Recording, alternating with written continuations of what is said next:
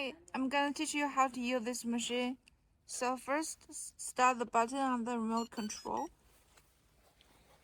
and start the machine. This is forward, backward, turn left, turn right. This is for the speed control. This is slow speed. Turn up the button, high speed. And this is for cruise control.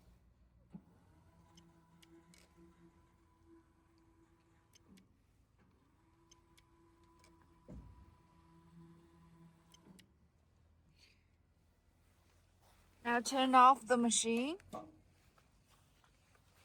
Turn off the remote control. That's it. Bye-bye.